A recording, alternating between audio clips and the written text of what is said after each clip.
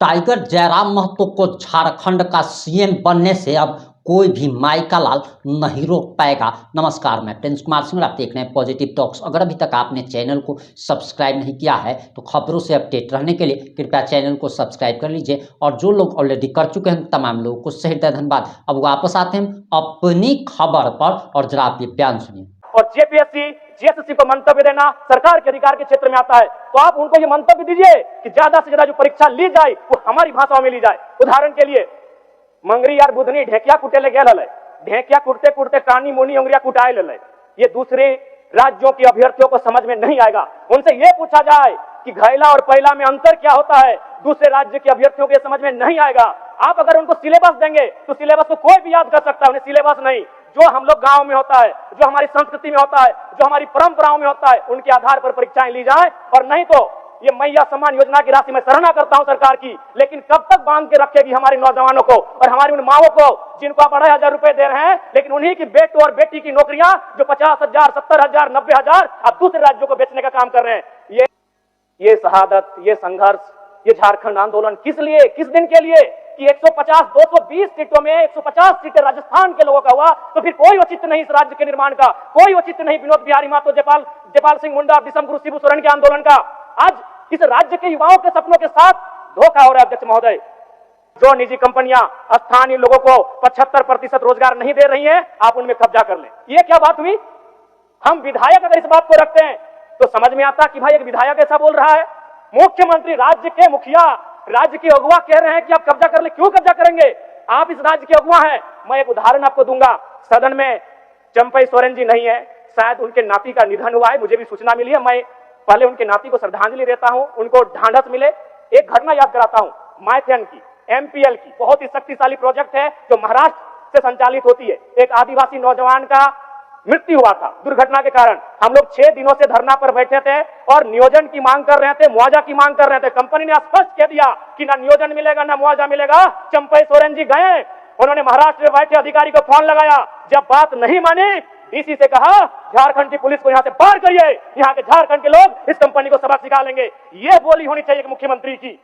चंपई सोरेन जी ने स्पष्ट कहा कि अगर ये कंपनी हमारी बात नहीं सुन रही है तो इसे, यहां डीसी को उन्होंने सीधे निर्देश दिया हमारे सामने, धनबाद डीसी को, कि आप जितना भी झारखंड पुलिस यहां तैनात है सबको बाहर करिए। अगर ये हमारी जमीनों पर खड़ा होकर हमारी बात नहीं सुनता है तो यहाँ के लोग इसे देख लेंगे। इसलिए ये मुख्यमंत्री का बयान नहीं होना चाहिए कि आप कब्जा कर लें। मुख्यमंत्री का बयान ये होना चाहिए अध्यक्ष महोदय, उनका नीति नियम बनाने का बयान होना चाहिए।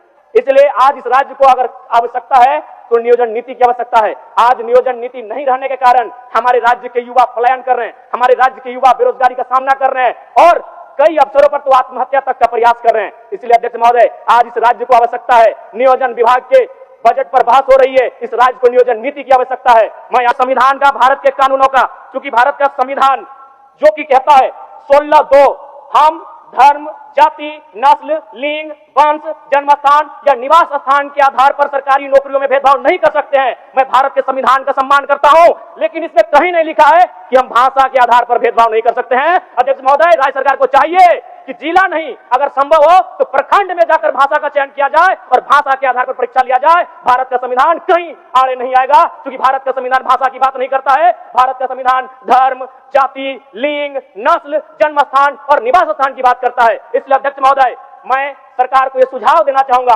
अगर आपसे जिला स्तरीय नहीं हो पाता है तो आप प्रखंड में जाइए और वहां कौन सी भाषा बोली जाती है उस भाषा के आधार पर परीक्षा लीजिए। अपना वक्तव्य प्रारंभ करें।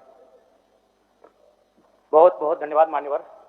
सबसे पहले छोटा सा आग्रह है कि जो सवाल हमें दिए जाते हैं कृपया 11-10 बजे रात तक दिए जाए महोदय। 1-2 बजे दिए जाते हैं और तैयारी 3 बजे 4 बजे सुबह तक करनी पड़ती है। आज मैं बीमार हूं और अभी पैरासीटामोल की दवा खाकर सदन को अटेंड कर रहा हूं, इसलिए सर्वत्र प्रार्थना है कि 11 बजे से पहले हमें सवाल दिए जाए। बिल्कुल ये बात आ चुकी है। जरा तबीयत मेरा बहुत खराब है। आज व्यवस्था करते हैं, आज व्यवस्था करो। तो सबसे पहले आज श्रम नियोजन प्रशिक्षण विभाग एवं उद्योग विभाग के अनुदान मांग बजट पर मैं इस वाद विवाद में कटौती प्रस्ताव के समर्थन में अपनी बात रखने आया हूं।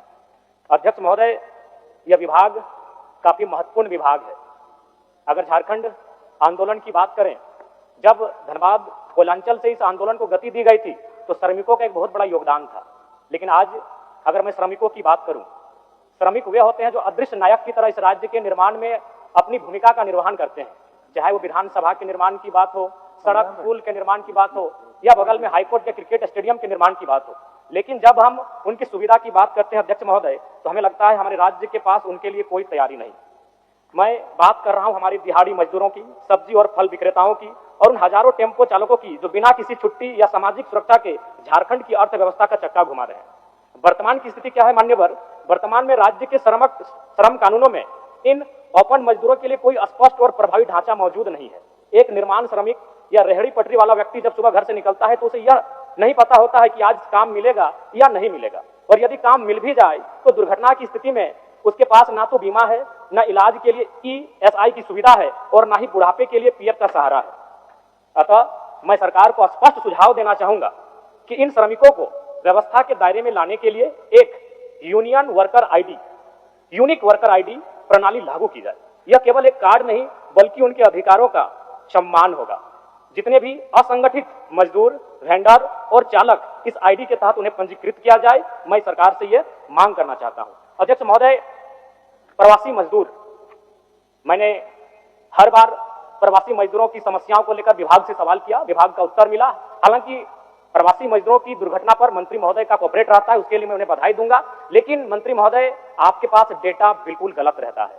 जो भी विभाग आपको डेटा देता है आपको स्पष्ट जानकारी नहीं देता है, क्योंकि आप कोरोना काल के आंकड़ों को निकालिए जिसमें माननीय मुख्यमंत्री श्री हेमंत सोरेन जी के नेतृत्व में लगभग 12 लाख प्रवासी मजदूरों को हम लोगों ने झारखंड सकुशल वापस लेकर आए थे। तो सवाल यह बनता है कि जब हम 12 लाख मजदूर वापस लेकर आए तो हमारे पास डेटा में मात्र 2 लाख उपलब्ध कैसे है? इतनी बड़ी असमानता कैसे, इतना बड़ा तालमेल का गड़बड़ी कैसे हो सकता है? अनुमानित 12 लाख हम लेकर आए थे, और अगर मान लिया जाए तो हमें लगता है 16 लाख से ज्यादा प्रवासी मजदूर इस राज्य से बाहर दूसरे राज्यों में और दूसरे देशों में रहते हैं।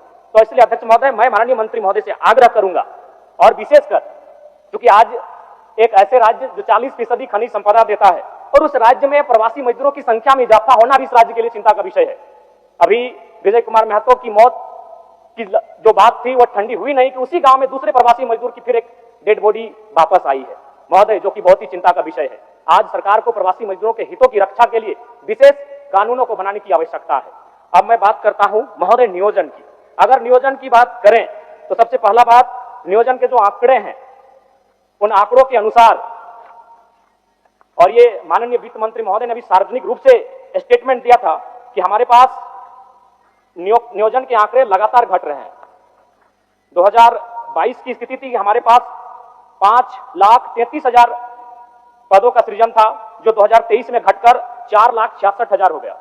और आज की बात करें, एक दिन पहले माननीय सदस्य सत्येंद्र तिवारी जी ने भी सवाल किया था और जवाब मिला, लगभग 45% जो पद हैं वो आज भी रिक्त हैं। आज तो ये कहीं ना कहीं चिंता का विषय है। दूसरी बात, पहला तो नियोजन के मामले में सरकार काफी पीछे है, और जो अगर हम नियोजन कर भी रहे हैं तो उसमें क्या हो रहा है अध्यक्ष महोदय, नियोजन नीति नहीं रहने के कारण हमारे राज्य के युवाओं के साथ बहुत बड़ा धोखा हो रहा है। इस राज्य की निर्माण का जो उद्देश्य था वो उद्देश्य कहीं ना कहीं यह दिख रहा है कि हम उस उद्देश्य से काफी भटक चुके हैं। इस राज्य का निर्माण इसलिए नहीं हुआ था कि हमारे राज्य के युवा बेरोजगारी का सामना करेंगे, हमारे राज्य के युवा अन्य प्रदेशों में जाकर मजदूरी, दिहाड़ी मजदूरी करने का काम करेंगे। यहां तक युवाओं, नौजवानों, भाइयों की बात तो छोड़िए, आंकड़े यह बताते हैं कि हमारे राज्य में लगभग 75,000, जिनमें अधिकांश आदिवासी बहनें मुंबई में, गुजरात में, दिल्ली में, चंडीगढ़ में, उन बड़े शहरों में दाई घर में झाड़ू पोछा लगाने का काम करती है। एक केरल राज्य है जहां की बहनें अगर अपने घर की चौखट को लांघती हैं तो वो डॉक्टर बनकर किसी राज्य में जाती हैं। दूसरे राज्य की बहन बेटियां अगर अपने घर की चौखट को लांघती हैं तो वो किसी सरकारी पदों को धारण करके दूसरे राज्य में जाती हैं। लेकिन झारखंड के लिए चिंता का विषय है कि हमारे घर की बहु बेटियां अगर चौखट को लांघती हैं तो नौकरानी बनकर दूसरे राज्यों में जाती है। अध्यक्ष महोदय, ये आंकड़े बताते हैं। इसलिए मैं कुछ आंकड़ों के माध्यम से बताना चाहूंगा। CHO की नियुक्ति जिसमें 550 सीट था, 220 सीटें अनरिजर्व थी, जिनमें 150 तो राजस्थान से हुए। ये शहादत, ये संघर्ष, ये झारखंड आंदोलन किस लिए, किस दिन के लिए कि 220 सीटों में 150 सीटें राजस्थान के लोगों का हुआ। तो फिर कोई औचित्य नहीं इस राज्य के निर्माण का, कोई औचित्य नहीं विनोद बिहारी महतो, जयपाल सिंह मुंडा, विषम गुरु शिबू सोरेन के आंदोलन का। आज इस राज्य के युवाओं के सपनों के साथ धोखा हो रहा है। अध्यक्ष महोदय, बातें यहीं नहीं रुक रही हैं। 2023 में पब्लिक प्रोसिक्यूटर में 113 पोस्ट हैं, जिनमें 72 सीटों में गैर झारखंडियों की नियुक्ति ली गई। गिरिडीह जिला में 2023 में 12 हाई स्कूल टीचर की बहाली ली गई, जिसमें 8 टीचर गैर झारखंड के थे। बोकारो जिला में उसी साल 13 हाई स्कूल टीचर की बहाली ली गई, जिसमें 9 बाहर के थे। 2022 में जेपीएससी के द्वारा 232 सीटों में 125 अनरिजर्व थे, जिसमें 82 गैर झारखंड के थे। अध्यक्ष महोदय, ये महज आंकड़े नहीं, इस राज्य की एक शर्मनाक स्थिति को बता रहा है कि हमारे पास क्या प्लानिंग है, हमारे पास क्या तरीके हैं कि हम इन चीजों को रोक सकें। 2024 में जेपीएससी के द्वारा 28 टाउन प्लानर की नियुक्ति हुई, जिसमें 17 गैर झारखंड के हैं। अध्यक्ष महोदय, ये बहुत ही चिंता का विषय है। यही नहीं, जेएसएससी के द्वारा 2023 में इलेक्ट्रॉनिक मैकेनिक्स के पद पर बहाली लिया गया, जिसमें 22 अनरिजर्व सीटों में 11 झारखंड से बाहर के थे। जेएसएससी के द्वारा 2023 में ड्राइंग प्रशिक्षण पदाधिकारी के पोस्ट पर नियुक्ति ली गई, जिसमें 43 अनरिजर्व सीटों में 22 गैर झारखंड के थे। 2023 में पुनः जेएसएससी के द्वारा फीटर की बहाली ली गई, जिसमें 91 अनरिजर्व सीटों में 24 गैर झारखंड के थे। 2023 में पुनः जेएसएससी के द्वारा वायरमैन की बहाली ली गई, जिसमें 5 अनरिजर्व सीटों में 4 गैर झारखंड के हुए। 2023 में जेएसएससी के द्वारा पुनः वेल्डर पोस्ट की बहाली ली गई और इस बार 46 अनरिजर्व सीटों में 16 गैर झारखंडों की नियुक्ति ली गई। 2023 में पुनः इलेक्ट्रीशियन के पद पर जेएसएससी के द्वारा बहाली लिया गया और इस बार 93 अनरिजर्व सीटों में 29 सीटें गैर झारखंडियों को गई। अध्यक्ष महोदय, जो कि चिंता का विषय है। अध्यक्ष महोदय, अब इसमें बात आता है भारत के संविधान का, भारत के कानूनों का। क्योंकि भारत का संविधान जो कि कहता है 16(2) हम धर्म, जाति, नस्ल, लिंग, वंश, जन्मस्थान या निवास स्थान के आधार पर सरकारी नौकरियों में भेदभाव नहीं कर सकते हैं। मैं भारत के संविधान का सम्मान करता हूं, लेकिन इसमें कहीं नहीं लिखा है कि हम भाषा के आधार पर भेदभाव नहीं कर सकते हैं। अध्यक्ष महोदय, राज्य सरकार को चाहिए कि जिला नहीं, अगर संभव हो तो प्रखंड में जाकर भाषा का चयन किया जाए और भाषा के आधार पर परीक्षा लिया जाए। भारत का संविधान कहीं आड़े नहीं आएगा, क्योंकि भारत का संविधान भाषा की बात नहीं करता है। भारत का संविधान धर्म, जाति, लिंग, नस्ल, जन्मस्थान और निवास स्थान की बात करता है। इसलिए अध्यक्ष महोदय, मैं सरकार को यह सुझाव देना चाहूंगा, अगर आपसे जिला स्तरीय नहीं हो पाता है तो आप प्रखंड में जाइए और वहां कौन सी भाषा बोली जाती है उस भाषा के आधार पर परीक्षा लीजिए। अध्यक्ष महोदय, मैं एक छोटा सा उदाहरण देता हूं। अगर परीक्षा में यह पूछा जाएगा कि आंख का तारा का मतलब क्या होता है, तो इस सवाल को उत्तर बंगाल के स्टूडेंट भी देंगे, बिहार के स्टूडेंट भी देंगे, गुजरात और राजस्थान के भी स्टूडेंट देंगे। लेकिन अगर सवाल पूछा जाएगा पकड़ तरे हाथ करे करे झांक, हाथ से छुटल माच और बांधे गड़ल कांच, अगर माने की लगे, दूसरे राज्यों के स्टूडेंट नहीं कर पाएंगे। और दूसरी बात, सिलेबस सेट करना जेपीएससी जेएसएससी का अधिकार क्षेत्र में आता है और जेपीएससी जेएसएससी को मंतव्य देना सरकार के अधिकार के क्षेत्र में आता है। तो आप उनको ये मंतव्य दीजिए कि ज्यादा से ज्यादा जो परीक्षा ली जाए वो हमारी भाषाओं में ली जाए। उदाहरण के लिए, मंगरी यार बुधनी ढेकिया कुटे ले गेल, ढेकिया कुटते कुटते कानी मोनी उंगरिया कुटाए ले, ये दूसरे राज्यों के अभ्यर्थियों को समझ में नहीं आएगा। उनसे यह पूछा जाए कि घैला और पहला में अंतर क्या होता है, दूसरे राज्य के अभ्यर्थियों के समझ में नहीं आएगा। आप अगर उनको सिलेबस देंगे तो सिलेबस को कोई भी याद कर सकता है, उन्हें सिलेबस नहीं, जो हम लोग गांव में होता है, जो हमारी संस्कृति में होता है, जो हमारी परंपराओं में होता है, उनके आधार पर परीक्षाएं ली जाए। और नहीं तो ये मैया सम्मान योजना की राशि मैं सराहना करता हूं सरकार की, लेकिन कब तक बांध के रखेगी हमारे नौजवानों को और हमारी उन माओं को जिनको आप 2,500 रुपए दे रहे हैं, लेकिन उन्हीं की बेटों और बेटी की नौकरियां जो 50,000, 70,000, 90,000 आप दूसरे राज्यों को बेचने का काम कर रहे हैं, ये कब तक बांध के रख पाएगी अध्यक्ष महोदय। इसलिए मैं सरकार को सीधा सुझाव देना चाहूंगा और विशेषकर चूंकि मेरी आयु कम है, मैं पहली बार सदन में आया हूं और मैं चाहूंगा कि विभागीय मंत्री के साथ साथ मैं संसदीय कार्य मंत्री का बहुत आदर करता हूं, मेरे इस बात को थोड़ा ध्यान से सुने मंत्री महोदय। क्या यह संभव है 60-40, आप उसे 60-40 के स्थान पर 60-20-20 कर दें। 60 यानी जो हमारा ओबीसी, एसटी, एससी और ईडब्ल्यूएस का रिजर्व कोटा है और 20 जनरल 1, जनरल 2। क्या ये, अभी मत कुछ कहिएगा क्योंकि मेरा लय मत खराब कीजिएगा, बीच में मैं आपसे जानना चाहूंगा क्या यह संभव है।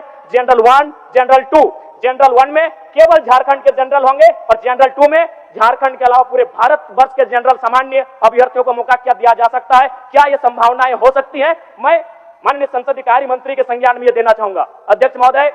इसलिए आज इस राज्य को अगर आवश्यकता है तो नियोजन नीति की आवश्यकता है। आज नियोजन नीति नहीं रहने के कारण हमारे राज्य के युवा पलायन कर रहे हैं, हमारे राज्य के युवा बेरोजगारी का सामना कर रहे हैं और कई अवसरों पर तो आत्महत्या तक का प्रयास कर रहे हैं। इसलिए अध्यक्ष महोदय, आज इस राज्य को आवश्यकता है, नियोजन विभाग के बजट पर बहस हो रही है, इस राज्य को नियोजन नीति की आवश्यकता है। मैं आपसे यह आग्रह करना चाहता हूं अध्यक्ष महोदय। अब मैं थोड़ा सा बात करना चाहता हूं निजी कंपनियों पर। माननीय मुख्यमंत्री धनबाद गए हुए थे झारखंड मुक्ति मोर्चा के स्थापना दिवस के कार्यक्रम में गोल्फ ग्राउंड और शायद धनबाद जाने के बाद उनके अंदर विनोद बिहारी महतो, कॉमरेड डेकेरा और शिबू सोरेन की आत्मा शायद समा गई थी। लेकिन मेरा मानना है उन्होंने जो वक्तव्य वहां रखा था वो एक विधायक के रूप में रखते तो हम लोग स्वीकार करते, लेकिन एक मुख्यमंत्री के रूप में उन्होंने जो वक्तव्य रखा हम लोग कतई स्वीकार नहीं करेंगे। उनका वक्तव्य था कि जो निजी कंपनियां स्थानीय लोगों को 75% रोजगार नहीं दे रही हैं, आप उनमें कब्जा कर लें। ये क्या बात हुई?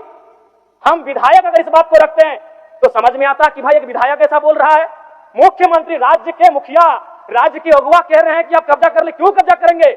आप इस राज्य के अगुवा हैं। मैं एक उदाहरण आपको दूंगा। सदन में चंपई सोरेन जी नहीं है, शायद उनके नाती का निधन हुआ है, मुझे भी सूचना मिली है। मैं पहले उनके नाती को श्रद्धांजलि देता हूं, उनको ढांढस मिले। एक घटना याद कराता हूं, माइथेन की, एमपीएल की, बहुत ही शक्तिशाली प्रोजेक्ट है जो महाराष्ट्र से संचालित होती है। एक आदिवासी नौजवान का मृत्यु हुआ था दुर्घटना के कारण। हम लोग 6 दिनों से धरना पर बैठे थे और नियोजन की मांग कर रहे थे, मुआवजा की मांग कर रहे थे। कंपनी ने स्पष्ट कह दिया कि ना नियोजन मिलेगा ना मुआवजा मिलेगा। चंपई सोरेन जी गए, उन्होंने महाराष्ट्र में बैठे अधिकारी को फोन लगाया। जब बात नहीं मानी, डीसी से कहा झारखंड की पुलिस को यहां से पार करिए, यहां के झारखंड के लोग इस कंपनी को सबक सिखा लेंगे। यह बोली होनी चाहिए एक मुख्यमंत्री की। चंपई सोरेन जी ने स्पष्ट कहा कि अगर ये कंपनी हमारी बात नहीं सुन रही है तो इसे यहां डीसी को उन्होंने सीधे निर्देश दिया हमारे सामने, धनबाद डीसी को, कि आप जितना भी झारखंड पुलिस यहां तैनात है सबको पार करिए। अगर ये हमारी जमीनों पर खड़ा होकर हमारी बात नहीं सुनता है तो यहाँ के लोग इसे देख लेंगे। इसलिए ये मुख्यमंत्री का बयान नहीं होना चाहिए कि आप कब्जा कर लें। मुख्यमंत्री का बयान ये होना चाहिए, अध्यक्ष महोदय, उनका नीति नियम बनाने का बयान होना चाहिए। आज पिछले 1.5 सालों से निजी कंपनियों में 75% के आरक्षण को न्यायालय में चुनौती दी गई है। किसने दिया है? Jharkhand small industry Adityapur small industry Kolhan और एक लघु उद्योग भारती।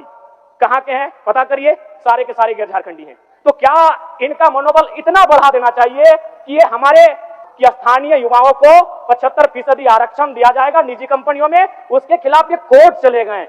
और हमारी राज्य की सरकार आज क्या हो रहा है, अगर हम लोग कितने गंभीर हैं, 1 साल से ज्यादा हो चुका है इसको कोर्ट में चुनौती दिया हुआ। क्या राज्य सरकार का भी वर्तमान में उनके जो महाअधिवक्ता, मान्य सदस्य, ठीक है, एकदम मान्य सदस्य, 1 मिनट और दे दीजिए आप, एक मिनट दे दीजिए अध्यक्ष महोदय। तो इसलिए मैं सबसे पहले आग्रह करूंगा कि जो राज्य में महाअधिवक्ता नेतृत्व में 75% का जो आरक्षण है निजी कंपनियों में, उस पर सरकार का ध्यान हमेशा रहना चाहिए। दूसरी बात अध्यक्ष महोदय, बिल्कुल मैं आपका सम्मान करता हूं और बिल्कुल समय नहीं लूंगा। प्रवासी मजदूर जिनकी मृत्यु दूसरे राज्यों में या दूसरे देशों, विशेषकर दूसरे राज्यों में होती है, उनके सामने मृत्यु प्रमाण पत्र निर्माण में क्षेत्रीय बाध्यता आती है जिसे समाप्त किया जाए। क्योंकि जब हम लोग जाते हैं तो जो कंपनी वाले होते हैं उनका कहना होता है कि हम इन्हें लाभ तभी दे पाएंगे जब इनका डेथ सर्टिफिकेट मिलेगा। जब डेथ सर्टिफिकेट बनाने की बात आती है तो ये हवाला दिया जाता है कि उसका डेट तो राजस्थान में हुआ था, उसका डेट तो महाराष्ट्र में हुआ था। अब वो परिवार दुख की हालत में राजस्थान का चक्कर काटे या महाराष्ट्र का चक्कर काटे या डेथ सर्टिफिकेट बनाए। इसलिए मैं चाहता हूं इस बाध्यता को समाप्त। अब आपकी क्या प्रतिक्रिया, अपनी प्रतिक्रिया जरूर दीजिएगा। जुड़े रहे हमारे साथ। जय हिंद, जय भारत।